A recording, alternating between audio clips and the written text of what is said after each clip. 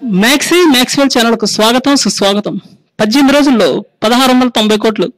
General గా శుక్రవారం థియేటర్లకు వచ్చే సినిమాలు ఏవైనా సరే రెండో శుక్రవారానికి థియేటర్లో ఉండనటువంటి పరిస్థితి. వారం రోజులు మాత్రమే ఏ సినిమా అయినా సరే థియేటర్లో ఆడుతుంది. మూవీలో మ్యాటర్ ఉంటేనే తప్ప థియేటర్లో ఉండేది. ఇలాంటి పరిస్థితులు మూడో వారం కూడా ఆడిందంటే అది నిజంగా మామూలు విషయం అయితే కాదు. అది కూడా రోజుకి అట్లీస్ట్ 50 కోట్లకు పైగా వసూలు చేస్తుందంటే సినిమాలో ఎంత విషయం లేకపోతే ఆడుతూ చెప్పండి.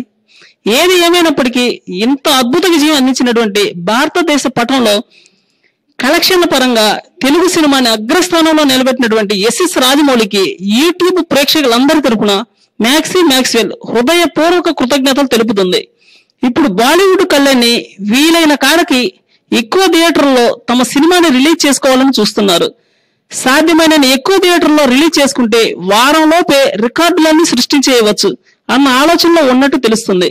సుందర్ డైరెక్షన్ లో రాబోతున్నటువంటి భారీ చారిత్రాత్మక చిత్రం సంఘమిత్ర గాని, Bollywood big Khan thugs of Hindostan గాని, 1000 కోట్లతో తీస్తారో లోదే తెలియని మహాభారత్ గాని ఇవన్నీ అదే కోవలోకి రాబోతున్నాయన్న విషయం ఇప్పటికే స్పష్టమైంది.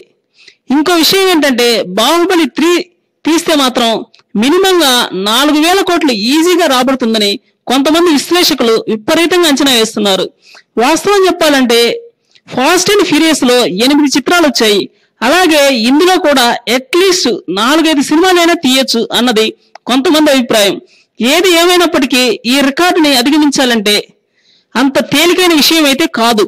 ఎందుకంటే ఇప్పుడు వరకు సాధించిన వసూళ్లు కనీసం 5-6 సంవత్సరాల పాటు ఎటువంటి సినిమా వచ్చినా కూడా చిరిగిపోయినటువంటి వసూలను సాధించింది. కాబట్టి ఇది తెలుగు వాళ్ళందరూ కూడా హ్యాపీగా గుండె మీద చెయ్యేసుకొని నిద్రపోవచ్చు. ఏమంటారు?